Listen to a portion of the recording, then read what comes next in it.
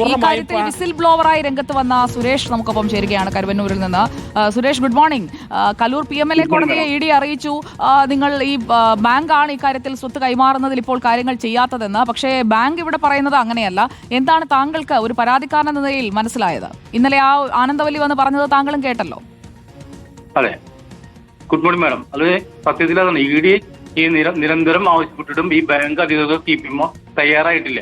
അവസാനം അവർക്കും press meet വിളിച്ചിട്ട് പറയേണ്ട ഒരു ഗതികേടിലേക്ക് വരെ എത്തിച്ചിട്ടുണ്ട്.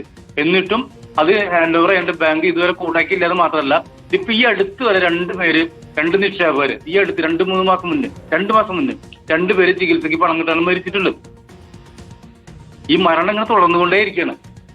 ഇവിടെ ഇരിങ്ങാലക്കുടയില് UDF-ഉം LDF-ഉം കൂട്ടുകെട്ട് കരുവന്നൂർ ബാങ്കിനെ പോലെ തന്നെ ഇരിങ്ങാലക്കുട ടൗൺ കോപ്പറേറ്റീവ് ബാങ്ക് അതും തകർന്നു. ഈ രണ്ടും CK ചന്ദ്രനും KPCC ജനറൽ സെക്രട്ടറി ജാക്സണും ഇവർ തമ്മിലുള്ള അഡ്ജസ്റ്റ്മെന്റ് ആണ്. UDF ഭരിക്കുമ്പോൾ ഇവർക്ക് സപ്പോർട്ട് നമ്മുടെ ജാക്സണും.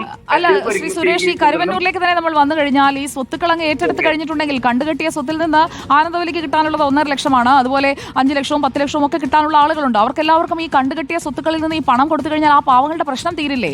അതങ്ങ് തീർത്തുകൂടെ? അതിന് CPM തയ്യാറാവുന്നില്ല.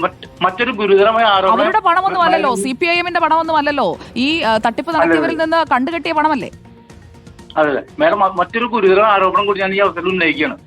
കാരണം ഡെപ്പോസിറ്റ് ഗ്യാരണ്ടി സ്കീം പ്രകാരം 5 കോടി അനുവദിച്ചിട്ടുണ്ടായിരുന്നു. അതിൽ 1.5 കോടി ഈ അഡ്മിനിസ്ട്രേറ്റർ വക മാറ്റി ചെലവഴിച്ചിട്ടുണ്ട്. ഞങ്ങൾ അതിന്റെ പരാതിയായിട്ട് മുന്നോട്ട് പോയിരിക്കണത്. അത് അടുത്ത തട്ടി അത് ഈ പിരിച്ചു വിട്ടതിന് ശേഷം സംരക്ഷിക്കാൻ വേണ്ടി ഗവൺമെന്റ് ഏർപ്പെടുത്തിയ അഡ്മിനിസ്ട്രേറ്ററാണ് 1.5 കോടി ഈ നിക്ഷേപകർക്ക് കൊടുക്കേണ്ട പൈസ വക മാറ്റി ചെലവഴിച്ചിരിക്കുന്നത്. ഞങ്ങൾ നിയമ നടപടിയായിട്ട് മുന്നോട്ട് പോകാൻ തീരുമാനിച്ചിട്ടുണ്ട് പാർട്ടി. ഓക്കെ, വളരെ നന്ദി ശ്രീ സുരേഷ് MV. പരാതിക്കാരനാണ് പ്രതികരിച്ചത്. ജെയ്സൺ ചാവളപ്പിലേക്ക് വീണ്ടും. ജെയ്സൺ ചാവളപ്പിൽ, ഇപ്പോൾ സുരേഷ് ഈ വിഷയത്തിൽ ആദ്യം മുതൽ തന്നെ നിൽക്കുന്നയാളാണ്. ആനന്ദവല്ലിക്ക് കിട്ടാനുള്ളത് 1.5 ലക്ഷമാണെങ്കിൽ കൂടുതൽ തുക കിട്ടാനായിട്ടുള്ള ആളുകളൊക്കെ ഉണ്ട്. ആ തുക കൊടുക്കാനായിട്ടുള്ള വകുപ്പ് ഇപ്പുറത്തിരിക്കുകയാണ്. അതെടുത്തങ്ങ് കൊടുത്താൽ ഈ പ്രശ്നം തീരില്ലേ ജെയ്സൺ? സുജിയ, ഇപ്പോൾ പ്രതികരിച്ച സുരേഷ് എന്ന് പറയുന്നത് കടുത്ത CPM-കാരനായിരുന്നു. ഇതുമായി ബന്ധപ്പെട്ട ബാങ്കിൽ നടക്കുന്ന തട്ടിപ്പുകൾ സംബന്ധിച്ച് ഓരോ ഘട്ടങ്ങളും CPM-ന്റെ ഓരോ തലങ്ങളിലും പരാതി കൊടുത്ത ആളായിരുന്നു. പക്ഷേ CPM-ന്റെ നേതൃത്വം ഈ പരാതികളെല്ലാം ചവറ്റുകുട്ടയിൽ എറിഞ്ഞതിനെ തുടർന്നാണ് സുരേഷ് പരസ്യമായി നിയമ നടപടികളും മറ്റു പ്രതിഷേധ പരിപാടികളുമായി രംഗത്ത് വന്നത്. അതോടുകൂടി കരുവന്നൂരിലെ കോടിക്കണക്കിന് രൂപയുടെ തട്ടിപ്പ് പുറത്തു വരുന്നൊരു സാഹചര്യമുണ്ടായി. വലിയ പ്രതിസന്ധിയിലേക്ക് പോയി. ഞാൻ നേരത്തെ സൂചിപ്പിച്ച ഒരു കാര്യമുണ്ട്. ഈ പണം ഈ തട്ടിപ്പിനിരയായവർക്ക്, ഈ നഷ്ടപ്പെട്ടവർക്ക് തിരിച്ചു കൊടുക്കേണ്ട ബാധ്യത ആർക്കാണ് എന്നുള്ളതാണ് പ്രധാനപ്പെട്ട ചോദ്യം. അതിന് ഇതുവരെയും ഒരു അടി പോലും മുന്നോട്ട് വെക്കാൻ, ഒരു സ്റ്റെപ്പ് പോലും മുന്നോട്ട് വെക്കാൻ ആരും തയ്യാറായിട്ടില്ല. സംസ്ഥാന സർക്കാരിന് ചെയ്യാം, സഹകരണ വകുപ്പിന് ചെയ്യാം, അതുപോലെ തന്നെ ബാങ്കിനും ചെയ്യാം, കോടതിയെ സമീപിക്കാം. ഈ കണ്ടുകെട്ടിയ വലിയ രീതിയിൽ സമ്പത്ത് ഇവിടെ തട്ടിയെടുത്തുകൊണ്ടുപോയി കണ്ടുകെട്ടിയവരുടെ പണം ED ഇപ്പോൾ തടഞ്ഞു വെച്ചിട്ടുണ്ട്. ആ പണം റിലീസ് ചെയ്യാൻ ED തയ്യാറാണ്. പക്ഷേ ഇവർ ആരാണ് ഇതിന് മുൻകൈ എടുക്കേണ്ടത്? സഹകരണ ബാങ്കിൽ നിക്ഷേപിച്ച ആ പാവപ്പെട്ടവരുടെ പണം തിരിച്ചു കൊടുക്കാൻ മുൻകൈ എടുക്കേണ്ടത് സഹകരണ ബാങ്ക് തന്നെയാണ്. അവർ അതിന് മുൻകൈ എടുക്കുന്നില്ല എന്നതാണ് ഈ പാവപ്പെട്ട. ഇപ്പം ഞാനിപ്പോൾ ആനന്ദവല്ലി അവരുടെ വീട്ടിൽ നിന്ന് ഇറങ്ങിയതേ ഉള്ളൂ.